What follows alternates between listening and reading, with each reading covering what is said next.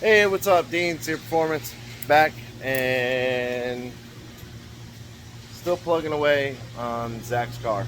So, having some issues, but we're gonna get them worked out.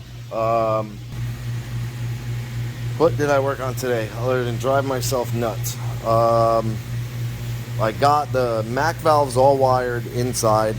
The fan relay is completely wired. So I ran a battery cable down. I believe I connected it to the alternator to give me battery power. Then I have another purple wire down in there. Let me see if I can get this light to not be. There we go. That purple wire down in there is the 12 volt. That gray with a yellow is the ground from the ECU to trigger it. It does work. I got the heater bypass tube on. Then the 12 volt for the Mac valves is the other purple wire going inside. And I connected them up under the dash. And then I ran two more inputs. I got one right there on that blue wire, which goes to the button on the shifter. The yellow wire comes and I grounded it under there. That is to activate the boost table. Let me close out of this.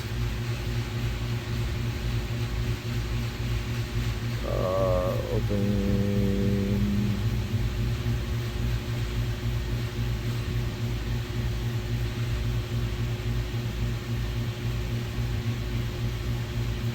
Nope, wrong one.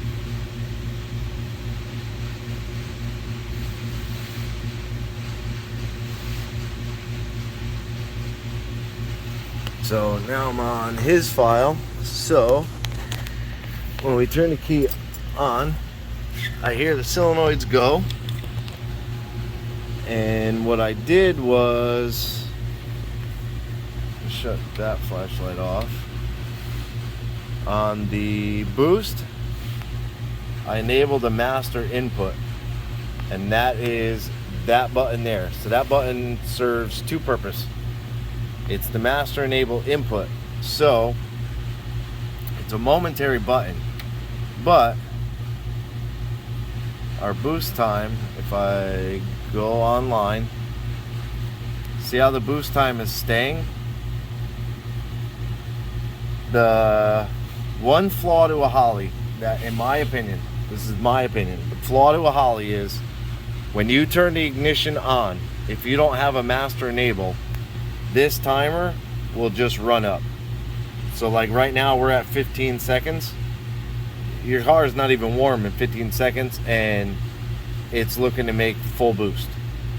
So if you're just going out, cruising, and you have a car that's capable of 25 pounds and that's what you have in the higher area, I guess, or higher time, then that's what your car is going to shoot for. If you stab into it, yeah, it's fun and cool and all that, but just driving around, you don't need 25 pounds of boost. So I enabled it, and then what that'll allow him to do is when he's driving around, if he wants like more than wastegate, the car will always be on wastegate when he's driving around, because again, we're not using CO2. If you have CO2, you can leave the bottle off. If you have a compressor, you could leave the compressor off and you'll be on wastegate. The downside to those is it's going to beat the shit out of your Mac valves. It's constantly going to be fluttering your fill valve to try and fill your dome, and it has nothing to fill it. So with this, I can push and hold the button, and you see the timer starts going. And if I let go of the button, it resets. Push the button, let go of the button. So it's a little bit of a nuance having to hold the button to get full boost. So if ever come the time that we do a trans brake, I'll change that, but that works for now. I did the two-step to the brake pedal, so I got that enabled. I gotta go offline. Input rev limiter 1 is now 12 volt activated, so you could do, whoops, 12 volt or ground. Normally we have them on ground, but in this case, coming off the brake switch, I always do it 12 volt. So like the C10, the Monte Carlo, all those cars are on the brake switch. The Caprice, he has a switch actually, but those are all 12 volt activated. My truck is ground activated with the trans brake button. So my trans brake button is grounded on one side, comes through the switch, goes out to the ECU and to the ground on the trans brake, and that grounds it when I hold the button. So we got that done. Now we're having an issue which is freaking weird to me, and we're back and forth on the phone trying to get it figured out. But what happens is, so the key is on, right? Radio's on, just the ECU lights are on, the fuel pump ran, it primed, everything worked how it should work. But if I shut the key off, so right now the key is off, I come over to the headlight switch and turn it to parking lights, you see the ECU lights are on, the radio comes on, and then on the dashboard the two blinkers show up. You could also see, I don't remember what it was. No, that was it. Yeah, that was it. So I don't know what's going on with that. We think it's like either missing a ground because the engine harness was taken by the guy that bought the other parts. So there's plugs that I don't know what they go to, trying to find a good diagram, and we found a couple, but no diagram seems like has ever been, or maybe not the diagram so much, but no car it seems to match as far as wire colors and stuff. So I'm gonna have to research into diagrams to try and find out what I got going on over here, because like I cut these 4 wires here from this one. Basically all I did was just eliminate having to come out here. So these 4 wires, I found them back here, and I continuity test to make sure I had the right 4 wires, and I connected them, and this wire runs down under to the starter battery side. This is the solenoid wire, and I think that's what's causing our ignition issue or starter issue, is that it's not getting full power, or it has a bad ground. Something somewhere is going on, but I don't know what it is. And then talking to him, you know, there's this, I have no idea what this is. Then there's these 2 here that I just found. They're still connected to what was in like a plug. I don't know, like you know, it's an end like that was in a plug, and it must have gotten pulled out of the plug or whatever. So I don't know if those are grounds that I need to connect. They go up, so I assume they go through. I found there's a bunch of blacks right there, black with a white.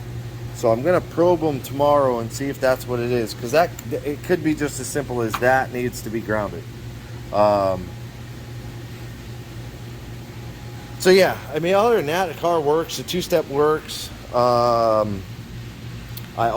plumbed the MAC valves, so I need to tee off of here. That's what I have to do before I leave. I need to remember to do that.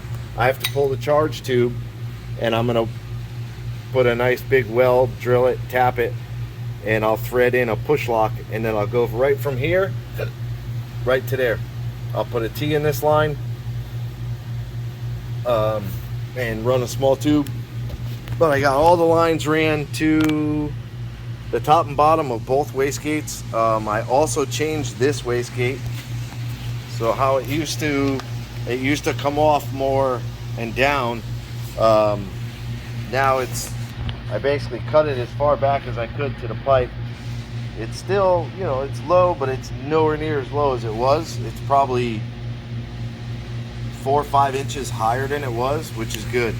The water was actually the water neck leaking. Wonderful, cheap thermostat with the O-ring. But you can see now we have a bunch more ground clearance. So I'm happy with that. Make it work. Yeah, so I should have the spacers for the water pump tomorrow. And looking at the tensioner, needs to be about 1/4 of an inch out. So that'll line up. The water pump pulley should be more in line with the front of all the pulleys.